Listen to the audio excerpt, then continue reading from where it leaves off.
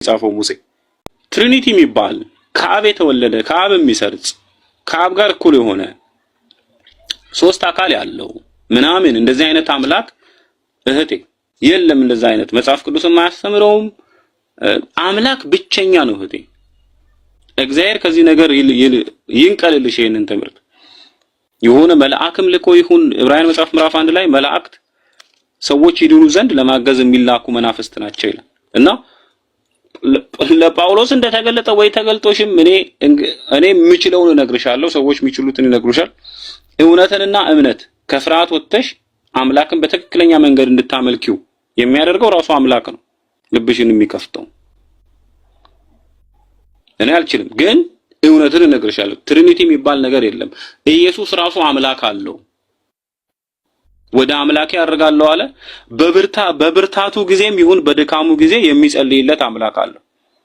ኢየሱስ በመስቀል ላይ ሆኖ አምላኬ ስለምን ተውከኝ ብሎ የሚጸልይ አምላክ እንዴት ነው መጥቶ መልአክ የሚያበረቱት ሰዎች? ስለዚህ እግዚአብሔር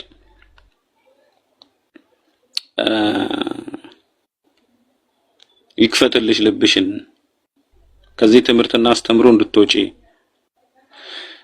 እና የአምላክን ብቸኝነት እንድታውቂ ክርስቶስ የነገረንንና ያስተማረንን ነቢያት የመሰከሩትን ሐዋርያት ያጸኑትን ቀጥተኛውን መንገድ የአምላክን ብቸኝነትና የክርስቶስን መልእክተኝነት ሙሴ ስለ ኢየሱስ የጻፈውን እንድታውቂ። ሙሴ ለምሳሌ የዮሐንስ ወንጌል ምዕራፍ 5 ቁጥር 46 ላይ ኢየሱስ ስለራሱ ሲናገር ሙሴ ስለኔ ጽፏል አለ። ሰላም ሙሴ ስለኔ ጽፏል። ሙሴ ስለ ኢየሱስ የጻፈው ምንድነው ብለሽ ዘዳግም ላይ ስትሄጂ ኢየሱስ ወንድሜ ነው ብሎ ነው የጻፈው። ሙሴ ወንድሜ ነው እንደኔ ያለ ነብይ ነው አለ። ሙሴ ኢየሱስ የሚባል አምላክ አያውቅም እህቴ። የነቢያቶች አምላክ በብቸኝነት የኢየሱስ አምላክ ወይንም አብ ብለን የምንጠራው እንሞታለን አይደል? እና አንተ የምትቀበለው የትኛው ነው? ለምሳሌ አንተ እና እኛ የምንማረውና ያንተ አስተምሮት በጣም የተለያየ ነው። ምናልባት አንተ ትክክል ነህ፣ ምናልባት እነሱ ትክክል ናቸው። አንተ ከማንቸው ነው የምትቀበረው? ሞት አይቀርም። ጥያቄ ነው። ከምን አንፃር ነው ጠይቅሽ? ማለቴ አሁን እንዳስረዳኝ ከሆነ ከእኛ ከምንማረው ትምህርት በጣም የተለያየ ነው፣ አይገናኝም። ማለቴ አላውቅም ብቻ እኮ እሱ ብሔርያ የሚያምነው አንድ አምላክ አለ ብሎ ነው የሚያምነው። ኢየሱስ መልእክተኛ ነው ነብይ ብሎ ይቀበላል። ከዛ በስቅለት ያምናል ኢየሱስ አስተምሮ ማለት ነው። ገባኝ።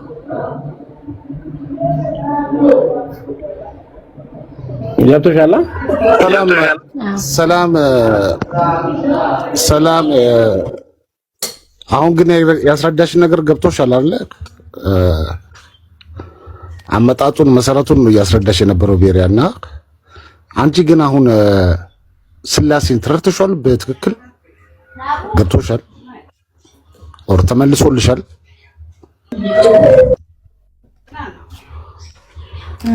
አዎ ግን እሱን ማለቴ ብዙ ጊዜ ልክ ማለት ለማመን ማለቴ ለመቀበል ይሁን ዞሮ የሚከብደኝ ጥያቄ እሱ ነው። በቃ የከበደሽ ምንድነው? ከኢየሱስን ለመተው ምንድነው? ሽንኩርት ልከትፍ ነው። ከጮህባችሁ ይቅርታ። እየከተፍክ ችግር የለም። አይ ኢየሱስን ለመተው እየከበደኝ ነው ያልሽ። ኦኬ የከበደሽ ምንድነው? ሰላምዬ አምላክን በብቸኝነት ስታምኚ ኢየሱስን አይደለም የምትተው፣ ትክክለኛውን ትምህርት ነው የምታምኚው። አሁን በነገራችን ላይ አምላክን ኢየሱስን ተይ ሳይሆን የኢየሱስን ትምህርት ተቀበይ ነው እህቴ። በነገራችን ላይ ኢየሱስ ምን አለ? የአምላክን ብቸኝነት አረጋገጠ። አሁን ኢየሱስ እኮ መልእክተኛ ነው፣ ሰው ነው፣ እንዳንቺ ነው። ለምሳሌ ኢየሱስ ከሰማይ ሲመጣ ማለት ነው ኢየሱስ አንቺ ጋር ይመጣና ያው ሲያወራሽ እህቴ ብሎ ነው የሚያወራሽ፣ እህቴ። ከዛ አንድ ላይ ለእግዚአብሔር ትዘምራላችሁ፣ ታመልካላችሁ። ለምሳሌ በምድር እያለ እናቱ ማርያም፣ ዮሴፍ እና ኢየሱስ ሆነው አብን በአንድነት አምልከዋል፣ ወርሺፕ አድርገዋል።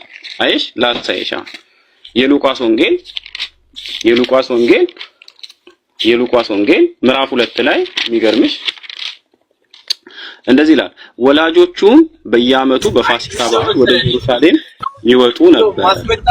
የ12 ዓመት በሆነ ጊዜ እንደ በዓሉ ሥርዓት ወደ ኢየሩሳሌም ወጡ። አይሽ በዓል ይላል። አሁን በዓል ማለት ምን ማለት ነው? ለእግዚአብሔር ሲነገር አምልኮ ማለት ነው። በዓል ለእግዚአብሔር የሚደረገው ምንድነው? አምልኮ ነው። አሁን ዓመት በዓል የኢትዮጵያ የመከላከያ ቀን የምን የሴቶች ቀን ቢሆን እሱ አምልኮ አይደለም፣ ትውስታ ነው የምታደርጊው፣ ሜሞራይዝ ለማስታወስ ነው የሚደረግ። ለእግዚአብሔር የሚደረግ በዓል ግን ወርሺፕ ነው፣ አምልኮ ነው። ገባሽ? ስለዚህ በ12 በሆነ ጊዜ እንደ በዓሉ ሥርዓት ወደ ኢየሩሳሌም ወጡ። ቀኖቹንም ከፈጸሙ በኋላ አይደል የሚደረገውን ቀን በበዓሉ የሚከናወኑ ሥርዓት ማንና ማን ነው የፈጸሙት?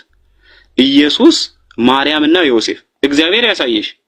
ኢየሱስ አጠገቧ ሆኖ አምላኳ ቢሆን ከአምላኳ ጋር ሌላኛውን አምላኳን እያመለከች ነው። እግዚአብሔር ያሳየሽ።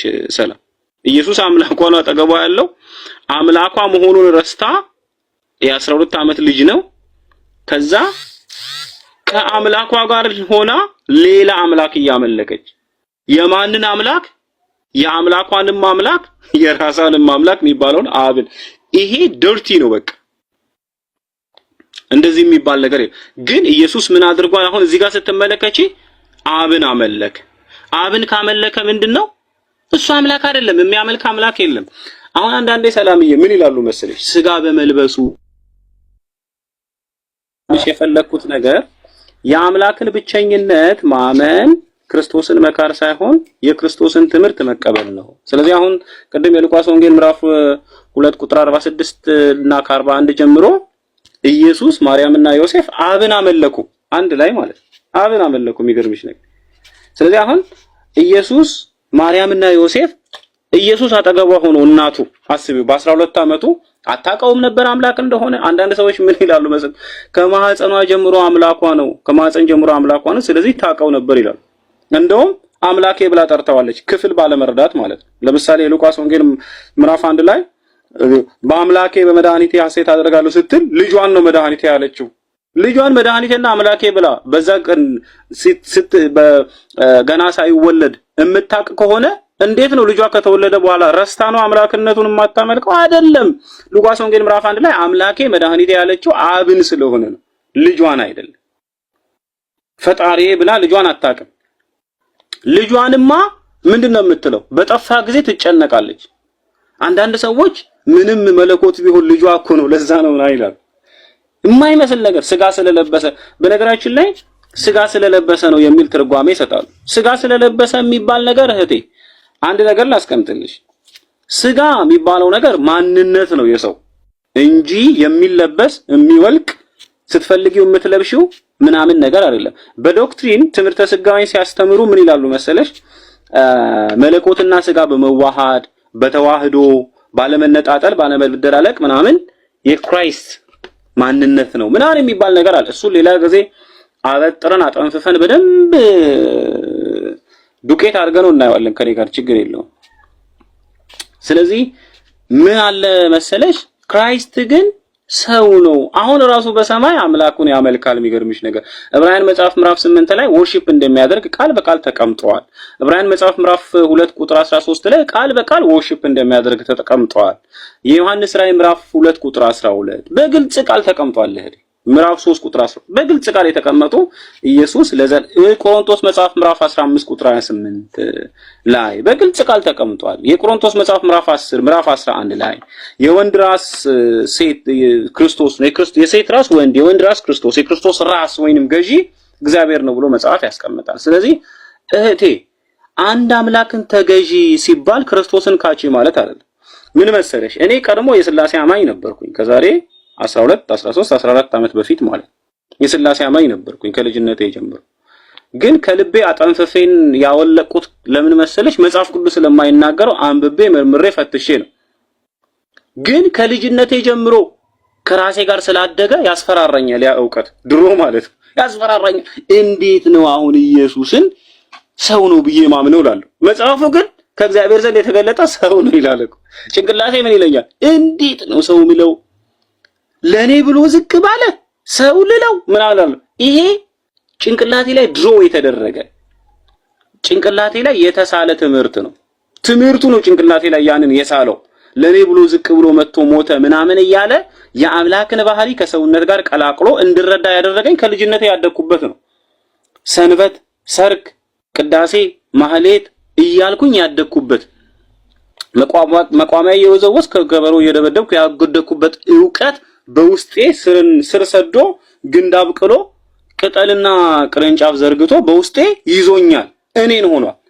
ያንን ነገር ያስወገድኩት ሶ ፕሮሰስ ነው። የአምላክን ብቸኝነት ከመጽሐፍ ቅዱስ እያወቅኩ ዘዳግም መጽሐፍ ምዕራፍ 6 ምን ይላል? መጽሐፉን የኔን ባይብል ብታይ በጣም እያንዳንዷ መስመር የተሰመረባት ናት። ለምን? ህይወትን የምከተል ከሆነ እምነትን የማምን ከሆነ በእውቀት መሆን አለበት። አይሽ መንገዴን አውቄና ተገንዝቤ ነው። ስለዚህ ዘዳግም 6 ላይ ገብቼ ሳነብ እስራኤል ሆይ ስማ ጌታ አምላካችን አንድ ነው፣ ህጉን ሲሰጥ በህጉ ውስጥ ያለው አስተምህሮ በአዲስ ኪዳን በወንጌልና በመዝሙር ውስጥ በቶራ በህግ ውስጥ ያለው ነገር ምንድነው ብዬ ስፈትሽ ለካ ህጉም ነቢያትም ሐዋርያትም ወንጌልም ብሉያትም ያስተማሩት የአምላክን ብቸኝነት የክርስቶስን መልእክተኝነት ነው እንጂ ስለ ትሪኒቲ ዶክትሪን አላስተማሩ። ያኔ ገባኝ። የሚገርምሽ ነገር የእስራኤልን ካልቸርና ትምህርት ብትረጂ ትሪኒቲ በእነርሱ ዘንድ የለም። በእስራኤላውያን ካልቸር ከኪዳኑ አንድ ነገር ላስረዳሽ። ኪዳን ማለት ውል፣ ስምምነት ማለት ነው። ኪዳን ማለት የቃል ኪዳን አለ፣ የጽሁፍ ኪዳን አለ። እንግዲህ የብሉይ ኪዳን በጽሁፍም በቃልም ከእግዚአብሔር ጋር የተስማሙበት ነው። በጽሁፍ በህጉ አይሽ በኪዳኑ ጽላት የተስማሙበት፣ በቃልም እንዲሁ የተስማሙበት ነው። 613 የኪዳኑ ማብራሪያ ህጎች ያሉበት ነው። በዚያ ህግ ውስጥ የሚገርምሽ አንድ ሂውጅ የሆነ ታላቅ ተግባር ይፈጽማሉ። በኪዳኑ የመስዋዕት ስርዓት ያደርጋሉ። በዛ የመስዋዕት ስርዓት ውስጥ የጾታና የእድሜ ልዩነት አለ። የሚገርምሽ አንድ ህፃን ከ1 ዓመት እስከ 13 ዓመቱ ለራሱ መስዋዕት አያቀርብም። ኃጢአት ቢሰራ ምን መሰለሽ በቤተሰብ ውስጥ ሆኖ ነው መስዋዕት ቢያደርግ አምልኮ ቢፈጽም ምናምን። ለምሳሌ አሁን ሉቃስ ወንጌል ምዕራፍ 2 ላይ እንደተመለከትነው ማለት ነው በቤተሰብ ውስጥ ሆኖ ከ13 ዓመት በኋላ ሲሆን ግን እናቱ ምን ታደርጋለች መሰለሽ? ወደ ቤተ መቅደስ ይዛው ትሄዳለች። ወይ አባቱ ወደ ቤተ መቅደስ ይዛው ይሄድና በካህኑ ፊት ምን ያደርጋል? ከዛ ቀን ጀምሮ ፋሲካን በትክክል ለአምላኩ ሊያደርግ ለራሱ መስዋዕት ሊሰዋ ለአምላኩ ሊያቀርብ በአምላኩ ፊት ምን ይባላል መሰለሽ? ራሱን የቻለ ወንድ ይባላል። ይሄን ምን መሰለሽ? ቃል አለ፣ የሆነ የዕብራይስጥ ቃል ነፃ በራሱን የሚችልበት አለ። በ13 ዓመት ወይንም በ12 ዓመት ነው የሚፈጸመው ያ ነገር ማለት። ከዛ በፊት ግን ለምሳሌ ዋኖስ በግርዘቱ ሰዓት ዋኖስ ይዛ ስትሄድ የሉቃስ ወንጌል ምዕራፍ 2 ላይ ስትመለከች እናቱ ናት ይዛ የምትሄደው። እስከ 13 ዓመቱ እሱ ገዝቶና ሰርቶ ወደ ቤተ መቅደስ ወደ ሊቀ ካህኑ ይዞ አይሄድ። ከ13 ዓመቱ በኋላ ግን ይዞ ይሄዳል። የሚገርምሽ እስከ 13 ዓመቱ ድረስ ከአርብ እስከ ቅዳሜ ህጉን ታስተምረዋለች እናቱ ወይ አባቱ ማለት ህጉን ታስተምረዋለች። ይሄ ሎው ነው ህጉን ዘዳግም 6 ላይ ስትገቢ ከአርብ ጀምሮ ቀዳማይ ሰንበት የቀደመችው ቀዳማይ ሰንበት ወይንም የመጀመሪያዋ ሰንበት ቀዳሜ ናት። የብሉዩ ማለት የእስራኤል ሰንበት ማለት ቀዳሜ ናት። 7ኛዋ ቀን ቀዳሜ ናት። እሁድ አሃደ የመጀመሪያ ማለት ነው። ሰኞ ሁለተኛ ማለት ነው፣ ተከታይ ማለት ነው። ማግስተ ሰኞ ማለት የሰኞ የተከታዩ ቀን ተከታይ ማለት ነው። ማግስተ ሰኞ እኛ ማክሰኞ እንለዋለን አሳጥረን። ነገር ግን የቃሉ የመጀመሪያ ቃሉ ምንድነው? ማግስተ ሰኞ ከሰኞ የሚከተል ወይንም 3ኛ ማለት ነው። ረቡዕ 4ኛ፣ ሐሙስ እያለ ይቀጥላል። ስለዚህ እዛ ጋር ስትሄጂ ማለት ነው ህጉ ላይ ዘዳግም 6 ላይ ላሳይሽ። የሚገርምሽ ከአርብ እስከ ሰንበት ዋሴማ እስከ ቅዳሜ ድረስ የቤቱ ታላቅ ልጅ ለታናናሾቹ ይናገራል፣ ያስደግማቸዋል። ምን እያለ? እስራኤሎች ስማ፣ እስራኤሎች ስማ ይላሉ። ጌታ አምላካችን አንድ ነው ይላሉ። አንድ ነው፣ እንገዛለን። ከሱ ውጭ አምላክ የለንም። በነፍሳችን ላይ፣ በስጋችን ላይ፣ በአእምሯችን ላይ አምላካችን ብቸኛ እሱ ነው ብለው ያንን እንትን ያደርጉታል፣ ይጫወቱታል። በመጽሐፍ ቅዱስ ቋንቋ ደጋግመው ይናገራሉ።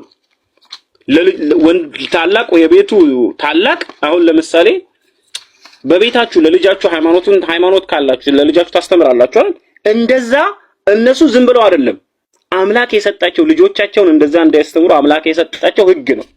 ዘዳግም 6 ላይ ያለ ሕግ ነው። እስራኤል ስማ ጌታ አምላካችን አንድ ነው የሚለውን በዘራቸው እንዲያስተምሩ ሕግ ተሰጥቷቸዋል። ዘዳግም 6 ላይ እንደዚህ ይልሻል። እስራኤል ስማ ጌታ አምላካችን እግዚአብሔር አንድ እግዚአብሔር ነው። አንተም አምላክህን እግዚአብሔርን በፍጹም ልብ፣ በፍጹም ነፍስ፣ በፍጹም ኃይል ውደድ። እኔም ዛሬ አንተን የማዝን ይህንን ቃል በልብህ ያዝ፣ ለልጆችህም አስተምረው፣ በቤትህም ስትቀመጥ፣ በመንገድህም ስትሄድ፣ ስተተኛም ስትነሳም ተጫወተው። እርስ በርስ ተነጋገሩ፣ እንዳይረሱ ማለት ነው። ዝንፍ ብለው ወደ ሌላ አምላክ እንዳይሄዱ ነው። መንገድ ሲሄዱ፣ ገበያ ሲሄዱ እያወሩ ነው የሚሄዱት። አምላካችን አንድ እኮ ነው ምናምን እያሉ ማለት ነው። በአሕዛብ መንደር ሲሄዱ እንደዛ እያወሩ ነው የሚሄዱት፣ እያወሩ ማለት ነው። በእጅህም ምልክት አድርግህ እሰረው፣ በዓይኖችህም መካከል እንደ ክታብ ይሁኑልህ፣ በቤትህም መቃኖች በደጃፍ ወንበሮች ላይ ጻፈው ይላል እና እስራኤላውያን በቤታቸው ላይ አለ፣ በጉበኑ ላይ ስሙ አለ። እስራኤል አምላካችን እስራኤል አንድ ነው ብለው ይጽፋሉ። ለምሳሌ የእስራኤል ባንዲራ ካያችሁ ጫፉ የተቋጠረ ነው እና በልብስ ዝናፍ ላይ ቋጠረው ይላል እና ይሄ ሕጋቸው ነው። አንድ ነው አምላካችን ብለው ማለት ነው እና ይናገራሉ። በአልባሳቶቻቸው ላይ ሁሉ ብቸኝነቱን ይናገራሉና አይተህ ነው የምትረዳው እሱ እስራኤላዊ ስለመሆኑ። አሁን ሙስሊሞች ባለባሳቸው ይለያሉ አብዛኛው፣ እስራኤላውያንም እንደዛ ናቸው። እና እህቴ ዘዳግም 6 ላይ ለልጆች የማስተማር ሕግ ወይንም ደንብ አለ። አምላክ ብቸኛና ከሱ ውጪ ሌላ እንደሌለ ማለት ነው። ይህ ሕግ ደግሞ እናቱ ተቀብላለች። ማን? እስራኤላዊ በመሆኑ የኢየሱስ እናት ማለት። ስለዚህ ምን ታደርጋለች? ለኢየሱስ ታስተምራለች። አምላካችን አንድ ነው እሱን ተገዛ ብላ ማለት ለኢየሱስ ታስተምራለች።